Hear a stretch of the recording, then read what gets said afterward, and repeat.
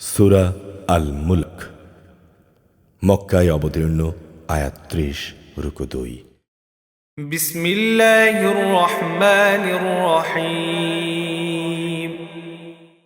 কত মহান সেই পুণ্যময় সত্তা, যার হাতে রয়েছে আসমান জমিনের যাবতীয় সার্বভৌমত্ব। সৃষ্টি জগতের সব কিছুর উপর তিনি একক ক্ষমতাবান, যিনি মৃত্যু ও জন্ম সৃষ্টি করেছেন, যাতে করে তিনি তোমাদের যাচাই করে নিতে পারেন যে কর্মক্ষেত্রে কে তোমাদের মধ্যে উত্তম। তিনি সর্বশক্তিমান, তিনি অসীম ক্ষমাশীল।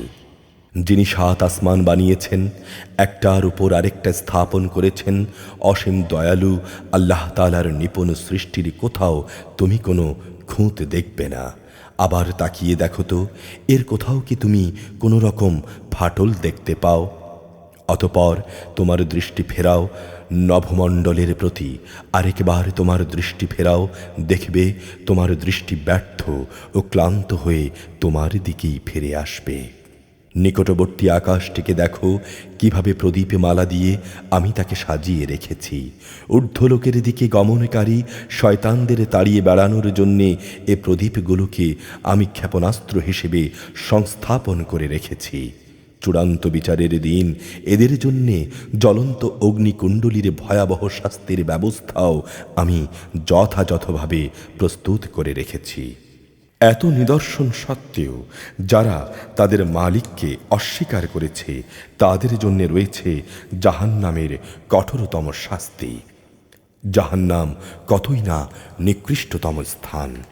এর মধ্যে যখন তাদের ছুঁড়ে ফেলা হবে, তখন নিক্ষিপ্ত হবার আগেই তারা শুনতে পাবে তা ক্ষিপ্ত হয়ে বিকট গর্জন করছে।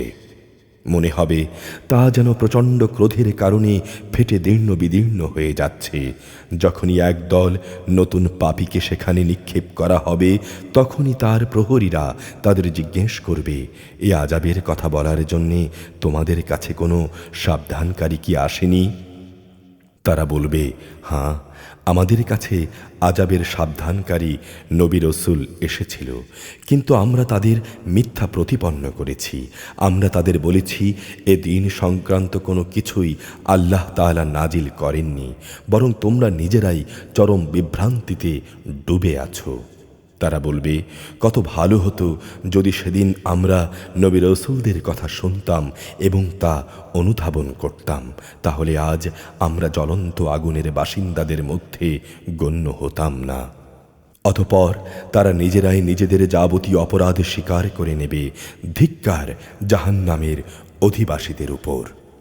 অপরদিকে সেসব সৌভাগ্যবান মানুষ যারা নিজেরা গায়ব থেকে তাদের রবকে ভয় করেছে, নিঃসন্দেহে তাদের জন্য রয়েছে আল্লাহ তাআলার ক্ষমা ও মহা পুরস্কার। তোমরা তোমাদের কথা লুকিয়ে রাখো কিংবা তা প্রকাশ করো, আল্লাহর কাছে এর উভয়টাই সমান। অবশ্যই তিনি মনের ভেতরে লুকিয়ে রাখা বিষয় সম্পর্কেও সম্যক ওয়াকেফহাল। তিনি কি সৃষ্টি সম্পর্কিত বিষয়ে জানবেন না? যিনি এগুলো বানিয়েছেন, তিনি অত্যন্ত সূক্ষ্মদর্শী এবং সর্ববিষয়ে সম্যক জ্ঞাত। তিনি মহান সত্তা, যিনি ভূমিকে তোমাদের অধীন করে বানিয়েছেন। তোমরা যেভাবে চাও এর অলিগলির মধ্য দিয়ে চলাচল করো এবং এর থেকে উদ্গত রেজেকে তোমরা উপভোগ করো। অবশেষে তাঁর দিকেই হবে সবার প্রত্যাবর্তন। তোমরা কি তাঁর কাছ থেকে নিরাপদ, যিনি আকাশে সব কিছুর মালিক? তিনি কি তোমাদের সহ ভূমণ্ডলকে গেড়ে দেবেন না? এমন অবস্থা যখন হবে, তখন তা ভীষণভাবে কম্পমান হবে। অথবা তোমরা কি আকাশের অধিপতি আল্লাহ তাআলা থেকে নিরাপদ যে তিনি তোমাদের উপর প্রস্তর নিক্ষেপকারী প্রচণ্ড বায়ু প্রবাহিত করবেন না? তোমরা অচিরেই জানতে পারবে কেমন ভয়াবহ হতে পারে আমার সাবধান বাণী। তাদের আগেও যারা আমার সাবধান বাণী মিথ্যা প্রতিপন্ন করেছে, দেখো কেমন ছিল তাদের প্রতি আমার আচরণ। এসব লোকেরা কি তাদের মাথার উপরে দিয়ে উড়ে যাওয়া পাখিগুলোকে দেখে না? কিভাবে এরা নিজেদের পাখা মেলে রাখে, আবার এক সময় তা গুটিয়েও নেয়। পরম দয়ালু আল্লাহ তাআলা ছাড়া কে এদের মহাশূন্যে স্থির করে রাখেন? অবশ্যই তিনি তার সৃষ্টির ছোট বড় সব কিছুই দেখেন।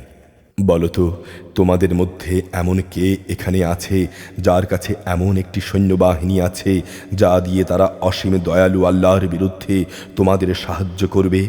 আসলে এই অস্বীকারী ব্যক্তিরা সবসময় বিভ্রান্তিতে নিমজ্জিত থাকে। যদি তিনি তোমাদের রেজেকে বন্ধ করে দেন, তাহলে এখানে এমন আর কে আছে যে তোমাদের পুনরায় রেজেকে সরবরাহ করতে পারবে? আসলে এরা আল্লাহ তাআলার বিদ্রোহ এবং গোঁড়ামিতেই নিমজ্জিত রয়েছে।